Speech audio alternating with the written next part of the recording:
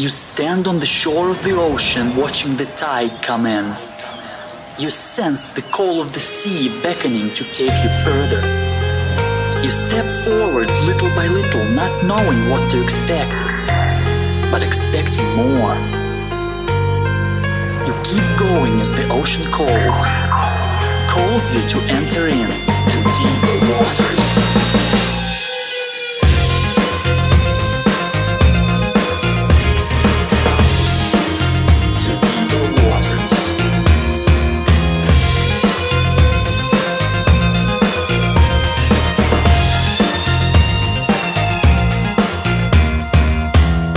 Hello everyone and welcome to the Deeper Waters podcast. I'm Nick Peters, your host, seeking to bring you the very best in Christian scholarship and projects.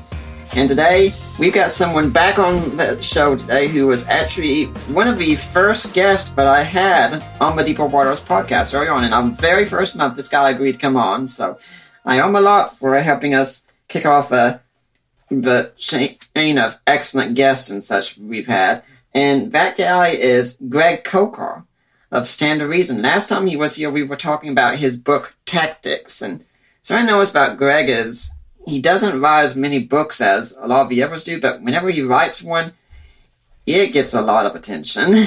And this one is no exception. We are talking about his book, The Story of Reality.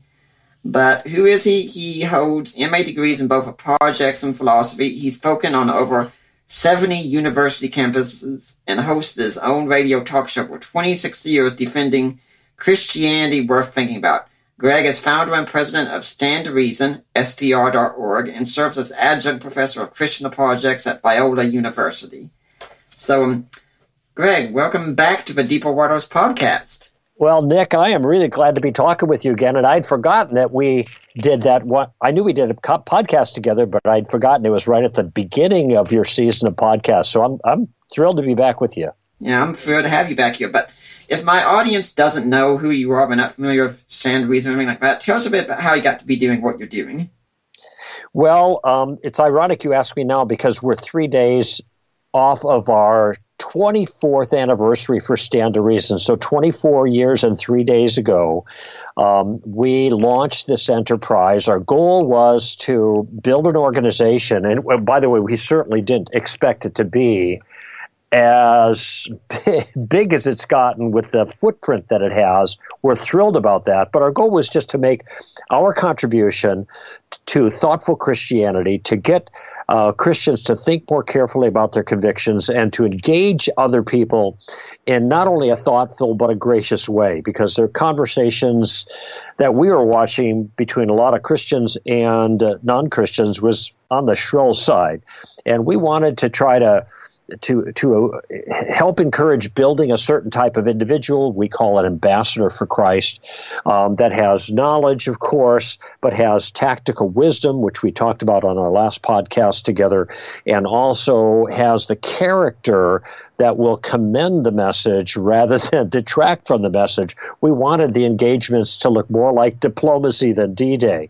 And so now 24 years later, we've got a good track record, and God has been very generous to us to give us lots of opportunity. There's been a couple of books that came down. You're right, I don't write a lot of books, but I hope that the ones that I've written, like the relativism book or the tactics book that we talked about last time, or this one, The Story of Reality, will really find its place on a long term in Christian readership. So hopefully it'll be a few books that last a long time rather than lots of books that don't last very long at all. Mm-hmm. Now, when I pick up this book, The Story of Reality, one of the first things I'm thinking is, I open it up and I see this thing about how, well, let's just see what the cover says, how the war began, how it ends, and everything that important that happens in between. That seems like a rather large-scale claim to be taking on right at the start.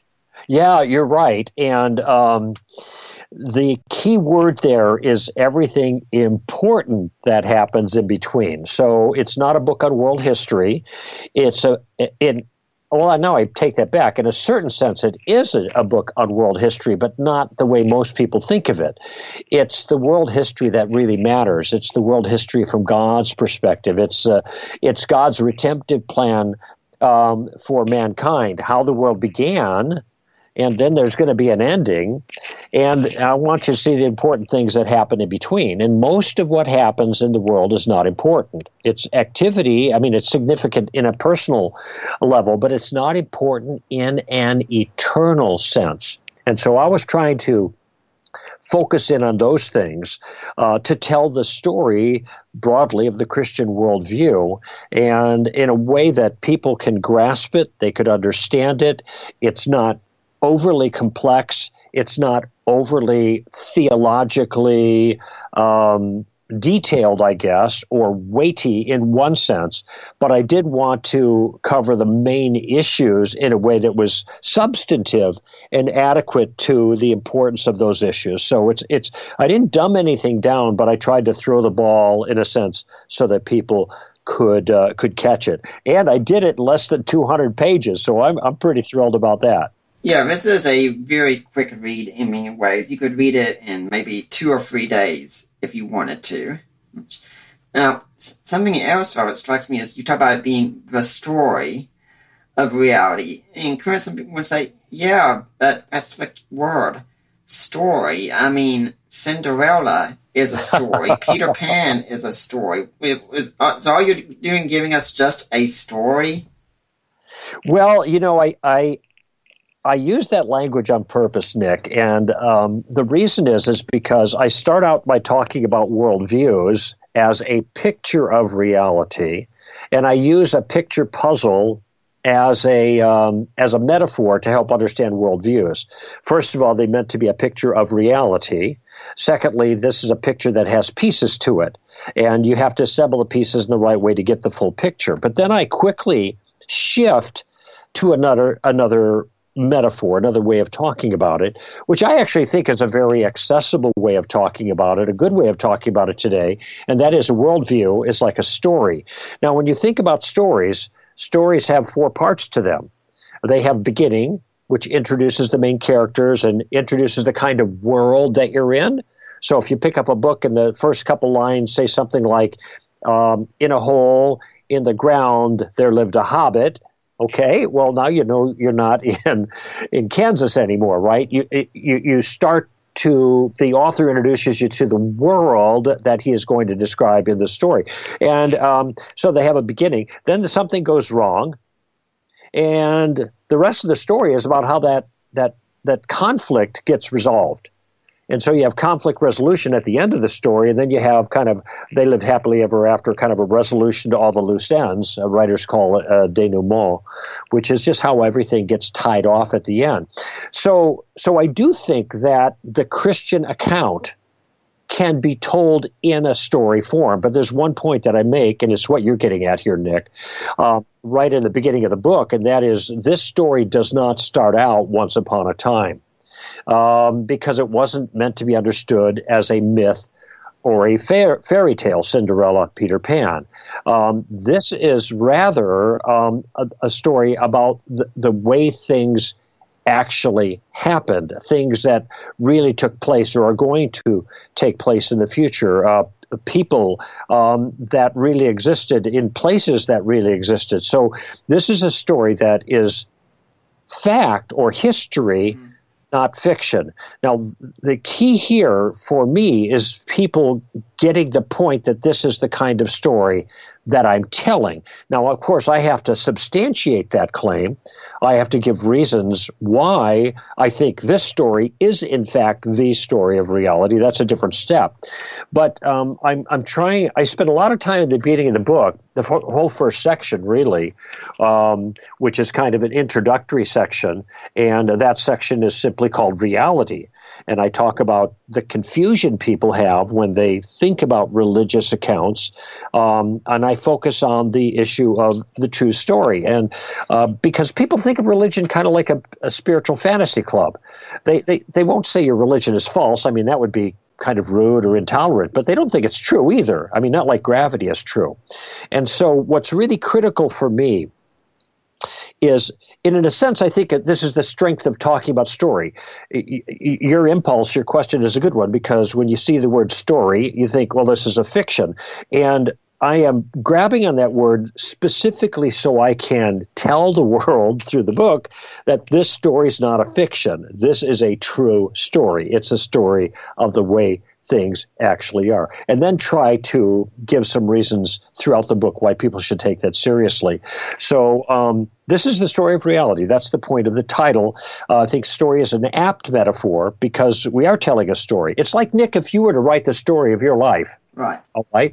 There's a drama there, all kinds of conflict resolution, in everybody's life. But it's not meant to be a fairy tale. It's the true story based on a true story. And I think this is what I'm trying to accomplish here. Yeah, I liked how you had made the reference to Tolkien's work there. Yes, I caught on to that one immediately. That's because I couldn't help but think of Tolkien talking to C.S. Lewis and talking about the story of the true myth. For instance, what if all these other stories were pointing to the true story? Yeah. Well, a myth is meant to tell you something true about the human condition, but in a kind of analogous form. And one of the kind of the insights, or is actually the light went on for Lewis when Tolkien and others suggested that the Christian account does the thing that myth is meant to do. That is, it deals with the deepest things that we have to deal with. Yet at the same time, it's not a fictional way of telling us these things. It is a true myth. And I think they were onto something and certainly that was a powerful way of looking at it for C.S. Lewis and figured into his conversion. Yeah. And something else I'd like to say about the book, very positive, before we get into the content some, is that, it could be because you and I know each other well and such, and I've heard you speak on many occasions, but I don't think I think it's just because of the way you write. This book is what I would very much call a conversational style book. Right.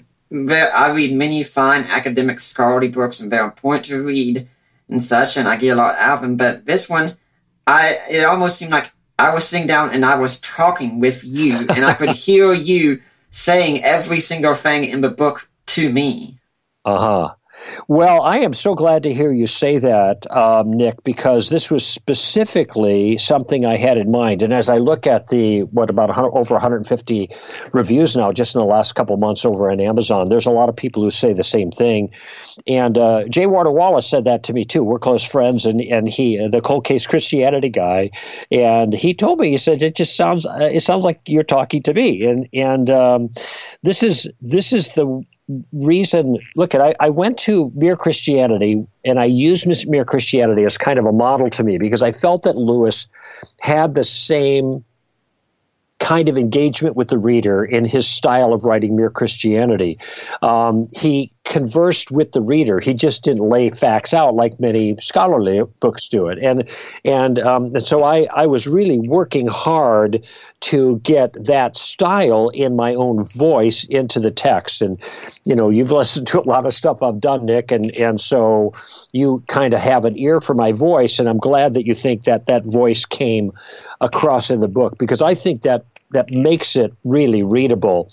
I've had people that reviewed it on Amazon that said they just kept reading and they just never put it down. They read all the way to the end and then they wanted to start again because it had that kind of easy, accessible flow to it, like a good conversation with a friend would have.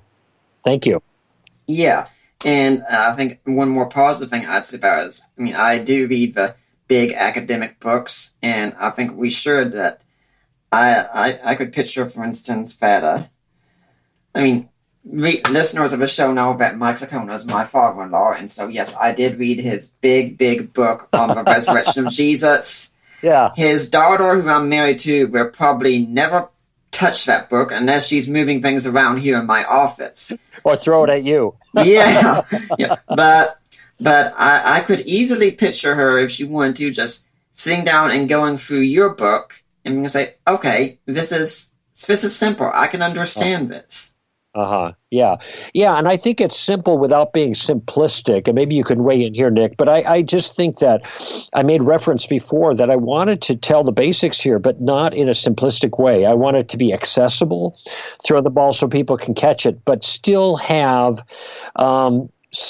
theological depth to it. You know, Nancy Pearcey, who wrote the wonderful foreword for this book, I'm so indebted to her for the excellent foreword she wrote. She did say that in a sense, the ease of reading is misleading because she said read it slowly. You could read it quickly because it moves quickly, but if you read it too quickly, you will maybe not catch the depth of the theology that's represented there. So I'm just really gratified that it seems to have accomplished that particular goal that I had in mind: accessibility yet substantive.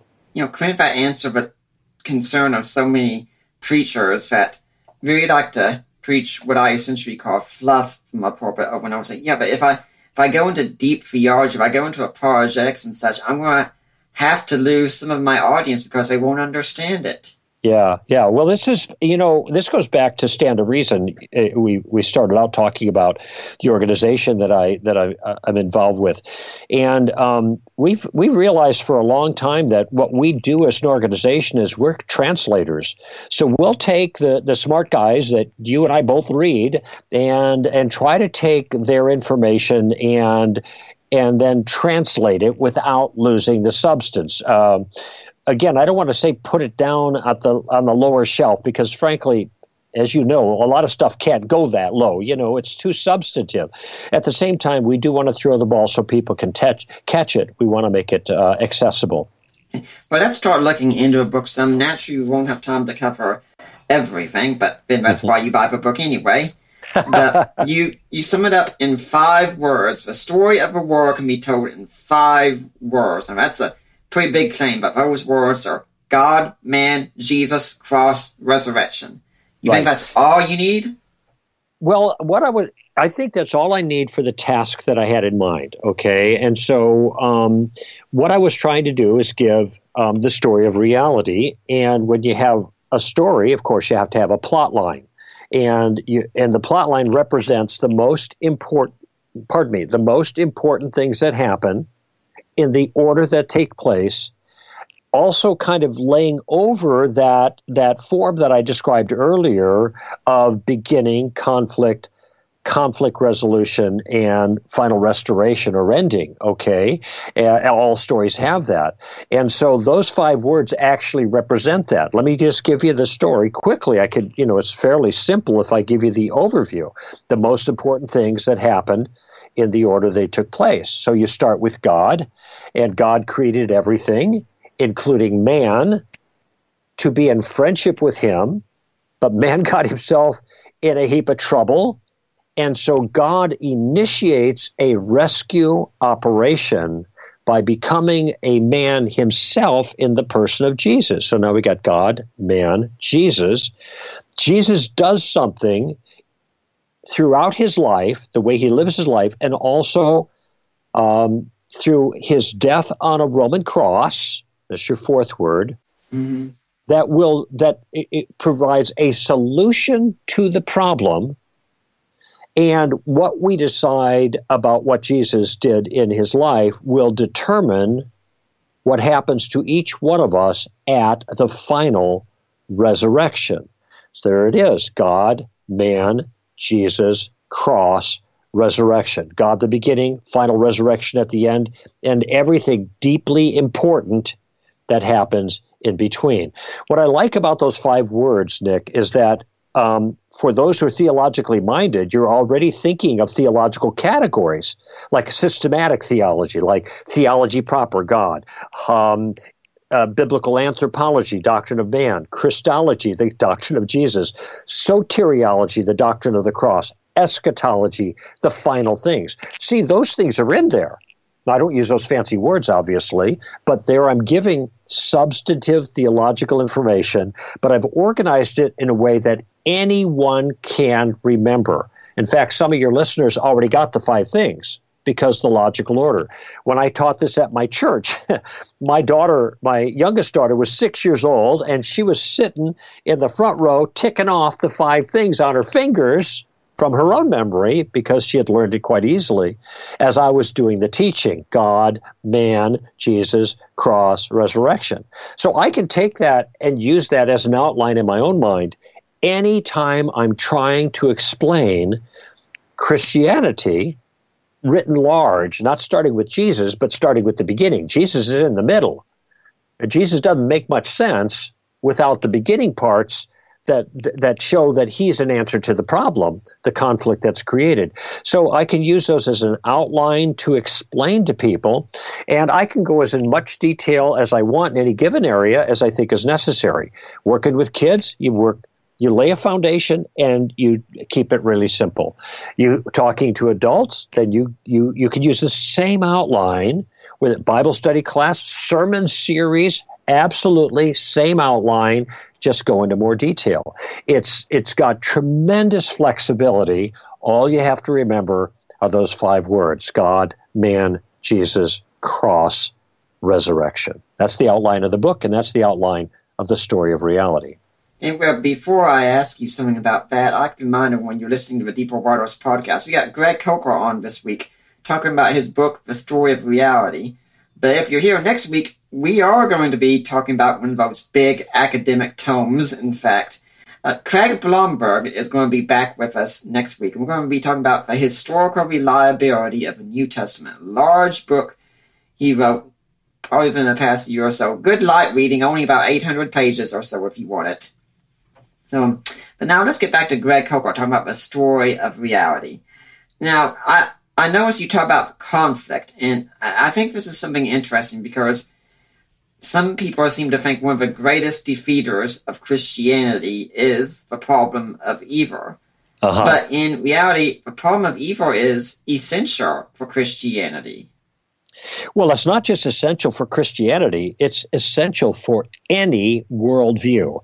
Whatever story, and they're competing stories. I mean, there's the materialism story, in the beginning were the particles.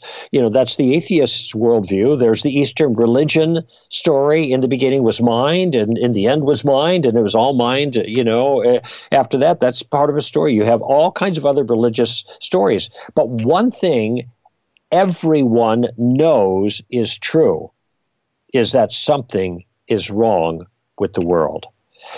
From the earliest a person begins thinking about life and things until they die, no matter what period of history, no matter where on the globe they happen to live, they all know that something's wrong.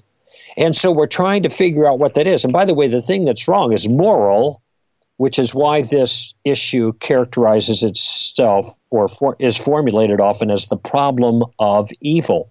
So Christians are not the only ones strapped with this problem. This is the way the world is, okay? And everybody knows it.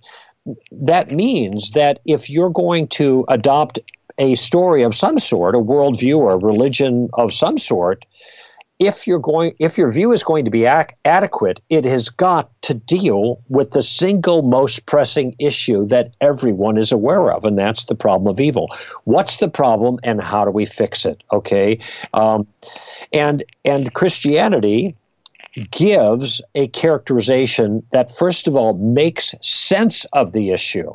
Now, why do I say that? Because there are some worldviews, and I just mentioned 2 of them, that don't even have the resources to make sense of the issue. One of those is the materialism story. I call it matterism, which holds that only matter exists. Well, look at, if only matter exists, then there are no morals. In an objective sense, there's no morality in an ultimate sense, but you have to have morality in an ultimate sense in order to have the problem of evil in the world. So if you're a materialist, you can't complain about the problem of evil because your worldview doesn't even make room for it, which, it strikes me, is a weakness of the worldview because it can't even make coherent the problem that everyone is aware of. The same thing is true of mindism, what I call mindism, which is Eastern pantheistic monism. A lot of New Age folk are into this view, and some Eastern religions hold to this view. And The Secret, for instance. Pardon me? The Secret, for instance. Yeah, The Secret would be a version of that, and I talk about that a little bit in The Story of Reality. But the point I'm making here, and I'm glad you led in with this here on the problem of evil, is what the Christian story can do is the Christian story can make sense of a problem that everyone is aware of, but many worldviews can't even begin to address and actually must deny. Not only can we make sense of it, but we have a solution. Remember I said beginning conflict resolution and ending? The space between the conflict and the conflict resolution is the bulk of any story. And we're in the middle of our story right now. Mm-hmm. And so there's, go back to Tolkien, if you pick up The Lord of the Rings, you get halfway through the series and, man, the orcs are going crazy and that eye is doing its thing and the fellowship is broken up and you're saying, what a mess, man, what a lousy story. Well, keep reading, you're not to the end yet. And we in history right now are in the middle of the story, and people can properly and understandably complain about the problem of evil. But then we have to ask the question, which view of reality first can make sense of the problem and second can provide a solution? And this is why I think the problem of evil is on our side. And it is not the problem for the Christian story that people think it is. It's something that strikes me about the whole atheist objection of the problem of evil, because if there is a problem, we all agree there is, it seems that God is the only one that can do anything about it. But with atheism, you remove God, and the problem is still right there. It is still exactly the same. That's right. What are you going to do about it? That's right. I was always mystified, on one hand, about people who are atheists because of the problem of evil, and they experience something in their own life where they see it. And look, I understand it. I can't believe in God. There's evil in the world. And on one level, I understand that. On another level, and I do talk about this in the early chapters of The Story of Reality. On another level, I don't know what that solves for the atheist, because the atheist is still strapped with the problem of evil in the real world. But he hasn't gotten rid of the problem because he got rid of God. He's only gotten rid of one potential way of solving the problem. He's still stuck with the problem, but now he's only got the resources of materialism to deal with it. And those are pretty spare resources to address the problem of evil. Now let's talk about man some, because we've got an interesting contrast here, because, God creates man. And we have God up there. Ultimately, it's his story. We need a good full view of God. But once we have man there, then man, he's not purely material, right, as in a scientific sense. But at the same time, going against Eastern, he's not purely deity either. Right. Well, he's the point I make in the book is that the first thing that's obvious about humans is that they're physical, they're creatures, and they're creaturely, which means they're not any kind of God at all. They're contingent. They're not divine. They're not little gods. They're beings. Okay, so but they're not junk either. Some people want to go on either side. Either man's a god or he's just cosmic junk, which is, I think, what happens on the materialistic view of the world. On our story, we have a view that is consistent with our common sense notions about reality as it applies to man. Man is a creature, but man is more than a creature. He is above the rest of the creatures. There is something beautiful about human beings. Now, and this is why we have moral obligations to humans that are not sustained towards other creatures or other things. At least on my view. Some people are a little confused about that nowadays, but I think most people get this right. And that's why we have human rights, because humans have rights in virtue of being human, okay? Now, our story explains that. It says that man is physical, but also non-physical. There is an invisible self we call a soul, which isn't what makes humans unique, because animals have souls too. That's the story teaches that. It's the kind of soul that humans have that makes them unique. They're made in the image of God. That is, there is something about us. I guess I hesitate to say God-like, because again, I don't want to be the little gods thing here, but at the same time, we bear the image of God. There's a kinship that we have with God, and this image of God not only gives us our internal beauty, our real substantive beauty, what makes us absolutely special, every single one of us, regardless of our physical state or our mental state or how young and old or beautiful or skilled, it doesn't matter. We are all beautiful. However, and this is what makes us absolutely special.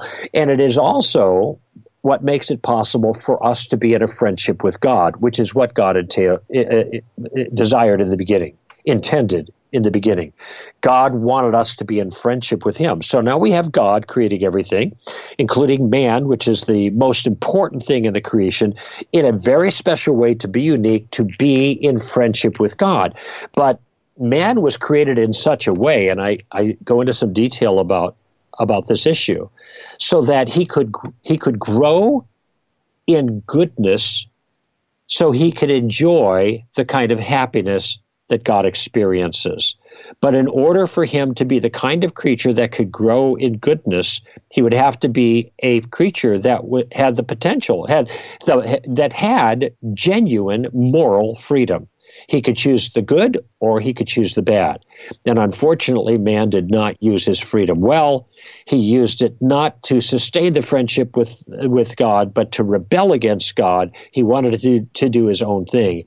And when he broke faith with the Father, when our original parents rebelled against the God, the sovereign of the universe, as I put it in the book, they broke the world. Mm-hmm. They didn't just break themselves. They didn't just break their relationship with God, they broke the whole world. And this is where the problem of evil comes from. It comes from this primal rebellion against God, and the rebellion that has continued ever since. So in our worldview, in our story, we can make sense of why things are broken, but we also can give hope for the future, because things weren't always broken.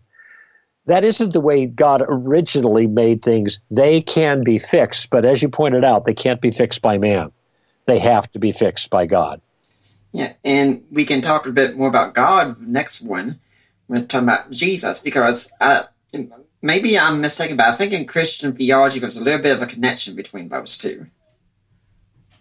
Christian theology, what? Say that again, please. Maybe I'm mistaken, but in Christian theology, I think there's a little bit of a connection between God and Jesus. Yeah, a little bit. Here's something to think about. Our story starts like this. In the beginning, God created the heavens and the earth. Okay, that's our opening line. Okay, if you look at the beginning of Jesus' story, you've got something that's very similar. It says, in the beginning, that would be the same beginning that we were just talking about, okay? In the beginning was the Word, and the Word was with God, and the Word was God. So there's your connection there. He was in the beginning with God. All things came into being through him, that is the one identified in John chapter 1 there, the opening verses, as the Word. All things came into being through him, the Word, and apart from him, nothing came into being that has come into being. Okay, so what we have here, the beginning of our story, is God is the uncreated creator. In the beginning of Jesus' story, the Word, which we know in verse 14, is the one that becomes flesh and dwells among us. That's Jesus. The Word is the uncreated creator. So the one called the Word is the same one that we see in the very beginning of the story. Now, there is an interesting little distinction we see there, and the Word was with God, and the Word was God. So there is some difference, even though they're the same nature. And this is where you get the beginnings of our characterization of what we call the doctrine of the Trinity. Two different persons, same nature. But the key thing to remember is the way God decided to fix the problem and to rescue man is to become a human himself. In our story, human beings don't rescue themselves. God rescues us. That is absolutely unique in all the stories. Only in the Christian story is God the ultimate, final, complete, total, and adequate rescuer of man who cannot rescue himself. Yeah, I think we could also say that in Christianity, Jesus is one who's absolutely essential. That, I mean, Islam bases a lot on the history of Muhammad, but you could put just anyone else there. You could say, well, Muhammad turns the job down. Well, let's call the next guy here. Yeah, and he right, could do the same thing. In Buddhism, you don't need a Buddha for, you just have the teachings. Yeah. Hinduism, you can debate if Christian existed, but you can still have Hinduism. But Christianity is unique. That's right. Without Jesus, there is no Christianity. Without those other leaders, as you pointed out, since the religion is based on something other than the leader's just a mouthpiece, essentially. You can have the religion without the leader. Without Jesus, there's no Christianity, because Christianity is based on who he is and what he did. And that's the person and the work of Christ. It isn't based on his teaching. People got this all mixed up, I think, Nick. There's a huge emphasis in culture about Jesus teaching about the poor and helping us all get along and restoring social justice. And look, he had some things to say about that. But a lot of people don't realize that the Apostle John, when he wrote his final account of the life of Jesus, the most sublime characterization of the person and the work of Christ, left out everything pertaining to the poor and social justice. There's not a word of it in the Gospel of John. Why did he do that? Because that wasn't the reason that Jesus came. The reason Jesus came wasn't to restore social justice. It was to give his life a ransom for many. Those were his words. When he talked about why he came, this is why he came. He came to make a trade. And that is absolutely vitally important. It's interesting at the trial, a lot of people don't realize this, and it's a fair question to ask of those who might reject, who believe in the Bible, but might reject the unique divinity of Jesus of Nazareth. Ask the question, why was he executed? Yeah.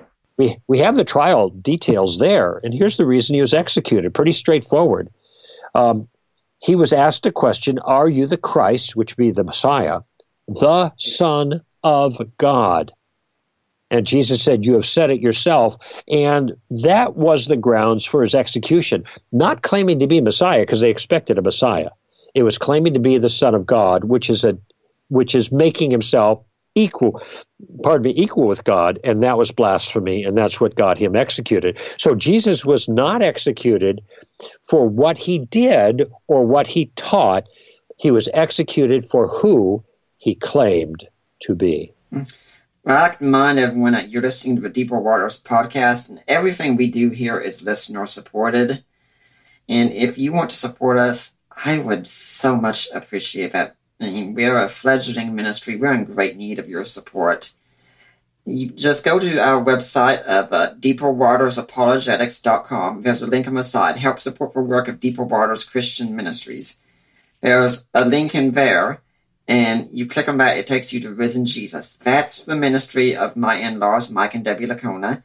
You make a donation there, and then you get in touch with them or me or Allie and said, hey, I made a donation. I want to go to Nick Peters. I want to go to Deeper Waters. And we'll make sure the word gets to them, and they will take that donation and put it to us. It will be tax deductible. Because if you don't notify us, they're just going to think it's a Risen Jesus donation. Now, you can also go to the e-store on Amazon and buy some books I've co-written or written. Written includes, where it's just limited right now to A Creed for the Ages, the Apostles' Creed in Today's Christian. Co-written include books like Defining Inerrancy, Groundless, God and Natural Disasters, and others.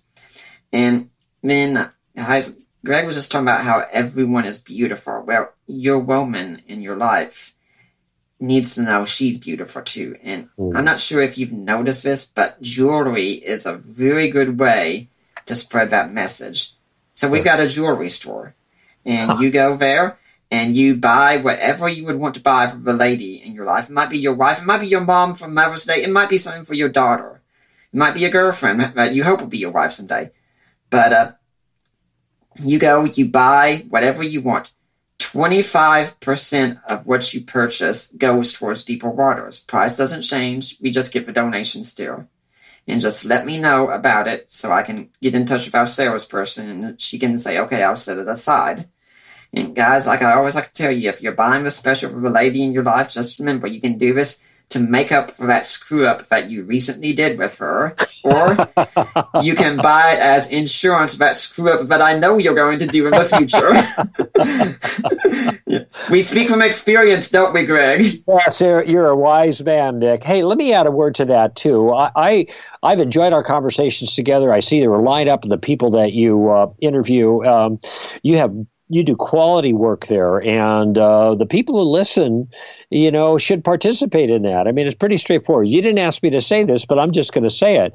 It says in Galatians that let him who is taught share all good things with him who teaches. Nick, you're teaching. Yep. Those who are listening to your podcast are the one that are receiving from you. And I just want to encourage them to think about becoming a regular partner with Nick and Deeper Waters and following the procedure Nick mentioned a moment ago of how to participate and partner with his ministry. If you listen to the podcast on a regular basis, and I hope you do because he's got really good people on board, and then you need to contribute on a regular basis as well. Anyway, that's my recommendation. Mm-hmm. Help Nick out, keep Deeper Waters going, and he'll continue to be able to be there for you with these great podcasts.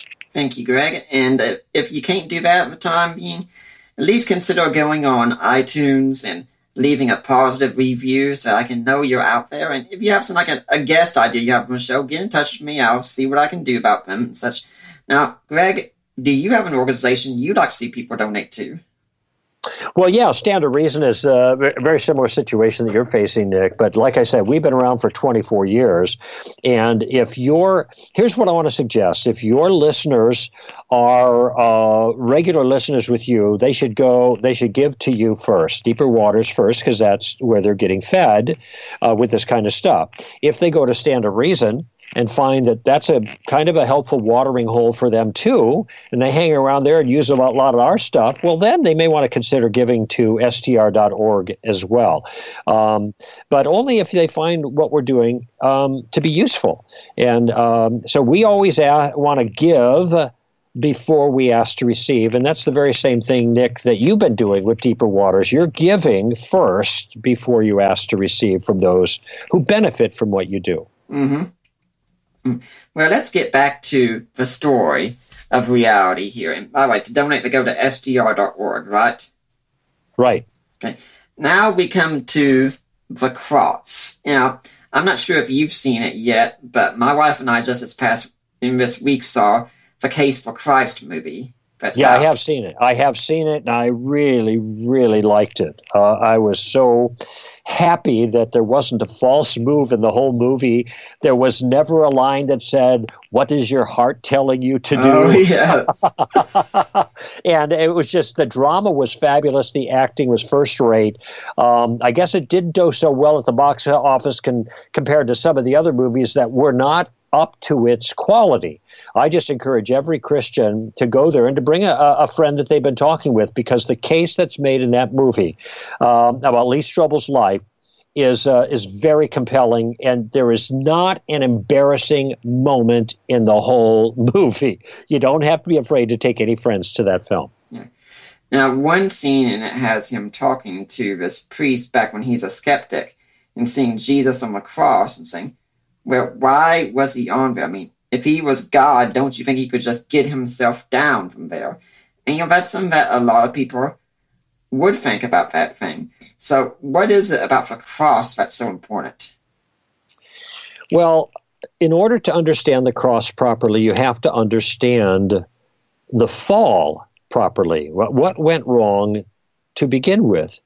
And what went wrong is human beings were in friendship with God and properly under his authority. So it was a family kind of relationship, but it was more than that. He was still their sovereign. He was still their king. And they were in his kingdom, for goodness sake. In the beginning, God created the heavens and the earth. So you have God creating a domain. You have a king creating a dom. You have a kingdom. Right there in the first line. And what man chose to do is to rebel against God. Now, a whole bunch of things happen when they rebelled against their sovereign. One is they unplugged themselves from God in a certain sense. Their spiritual life was drained out. And secondly, they became slaves to Satan, who they chose to obey. They became slaves to their own fallen, corrupted nature, which the story calls the flesh. And they also became indebted to God. They broke God's law. And now they had, I guess a certain way of putting it is, hell to pay as a result. So, yeah, and so that's just some of the problem. There were more details, but that you can begin to see the terrible circumstance that man is in, that he cannot rescue himself from. So how does he get out? Well, he's got to be rescued from slavery. That's slavery to Satan. He's got to also have his debt paid. Well, what's the debt? Well, the debt is pretty big because it is a result of disobeying the moral sovereign of the universe, a morally perfect being, okay? That's a huge debt load, all right? Actually, it's a debt man owes and must pay, but he cannot not pay. Man's got to be rescued from slavery, but he's got to be rescued from someone who is not also a slave himself. And maybe your listeners are beginning to get a picture of the nature of the problem requires a certain kind of solution. And this is where the idea of Jesus being the only way comes in. And what needs to be done is a free man, that is a person who's never sinned and therefore is not a slave to sin or a slave to Satan. A champion must come in and rescue man, but also be capable of paying the penalty or the debt that man owes. And this is why God became a man, because a man owes the debt, but only God can pay it, and so it must be paid by the God-man, which, by the way, is an evidence of God. When it says, like in the famous Bible verse, for God so loved the world that he gave his only begotten son, etc. How is giving Jesus an evidence of God's love? You know, if God has just beaten up some other guy to give you forgiveness, that might be a sign of the other guy's love, Jesus. But how is it an example of God's love? Only if Jesus is God and takes the punishment himself. So God is the one who suffers in human form, and that's exactly what happens. Jesus could have gotten off that cross easily, but if he did, then he wouldn't have accomplished his mission. His mission was to rescue man, and that required living a perfect life, so he's not a slave himself, and then paying the penalty for man's crimes against God, which he did, which is why at the end he says it's finished, it's paid, it's done for. He covered the debt, and he needed to defeat death, which he did at the resurrection. All of these things were necessary, which is why Jesus is the only way of salvation. Simply put, Nick, Jesus is the only way of salvation because he's the only one who solved the problem. And this is a very important point I develop in the story of reality. Now, I like how in your answer you in fact said, I can't but wonder if it's intentional or not. Maybe it's just reflex, you've been doing it so long. You said the very next word in the chain, in fact, and something I like about the book is that the final word wasn't heaven. It was resurrection. I think that's a big difference that people need to get. That's right, because everybody doesn't go to heaven. That's why. The next big event for the history of the world is the final judgment. And that's when ultimate justice is done. You know, I think a lot of people are rightly concerned about bad people who get away with murder, so to speak. That's a phrase we use to describe not just people literally getting away with murder, but getting away with serious crimes that they ought to be punished for. What we don't realize is that the quote-unquote bad guys are not the only ones who get away with murder, so to speak. We do too. That means there's going to be a day of reckoning for the bad guys. That's good news. but there's going to be a day of reckoning for us too, and that's the bad news, because actually we're part of the bad guys. And even though we may not, people say, I'm no Hitler, to which I respond, well, that's good. What was enough? But you're no Jesus either. And Hitler's not the standard. Jesus is. So at the final resurrection, every human life is going to be assessed to see if it passes the test. No human life will do that, because every single person has sinned against God in rebellion many, many, many times. And there will be punishment appropriate for their crimes unless Jesus has taken the punishment for them. And the names of these people are written in a different book, and that's called the Book of Life. This is in Revelations 20. Anyone's name who is not found in the Book of Life will be judged by their own crimes and found wanting, and will be banished from God's presence forever in a place of torment, punishment for their sins. Everyone whose name is found in the Book of Life are just as guilty as the others, but they have Jesus who has rescued them, the kinship redeemer, who has paid the price to give them eternal life. And so the final note in the story of reality, the final resurrection, will end one of two ways: either with perfect justice, that is, with punishment for everything that anyone's done wrong, and God misses nothing, of course, or perfect mercy, which is forgiveness for everything someone has done wrong, and God misses nothing. And for those who have received the mercy that God provides, they will live in the kind of world their hearts have always yearned for. Mm-hmm. The perfect world in perfect friendship with the Father. Mm-hmm. And I think we're going to add in, ironically, those who live in rebellion against God and such, they will also live in the world their hearts have yearned for. Yeah. Well, in one sense, that's an ironic twist there. Those in rebellion are rebelling because they don't want God in their life. I don't want God. I want to do it my way. And so there's a certain sense in which God is saying to them, all right, have it your way. Be gone. Depart from me. But they are not going to get the kind of freedom that they hope for, because being apart from God, since we are made for Him, will mean ruin and misery forever, and that's what they will have.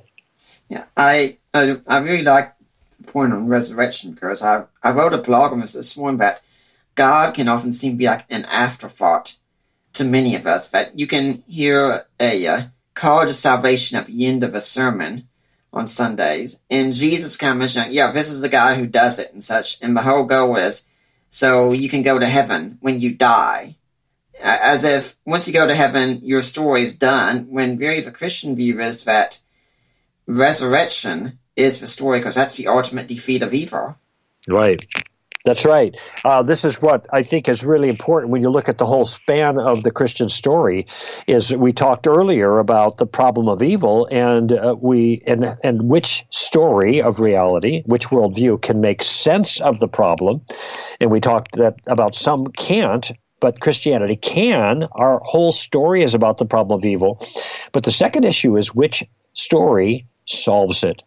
And the Christian story does. It solves it with mercy and justice as appropriate, and a recreation of the whole world, in which there will be no evil anymore. And of course, this is the kind of as I mentioned, the world that our hearts have always yearned for. Lewis says it this way: the door that we have been knocking on all of our lives will finally be open. What a wonderful way of putting it. What do you say to someone who's reached the end of a story and may say, it's a good story, but I'm still skeptical of the story? Well, I point out throughout the story, I give reasons why people should take it seriously as the story of reality. It has predictive power, or it has explanatory power. For example, we have the resurrection of Jesus, which is a powerful evidence that the story is actually true. And I have a chapter called Four Facts, which your father-in-law has contributed some idea. In fact, Michael Licona actually read that chapter for me just to make sure I wasn't making any missteps. So I appreciated his contribution. The point is, though, that I'm willing to give reasons why people should take the story for the kind of story it claims to be, the story of reality. That's the nature of apologetics, to give a rationale for that. However, if people at the end still are not convinced, I have two suggestions. I think people should ask the question of themselves, realistically, what are the alternatives? All right.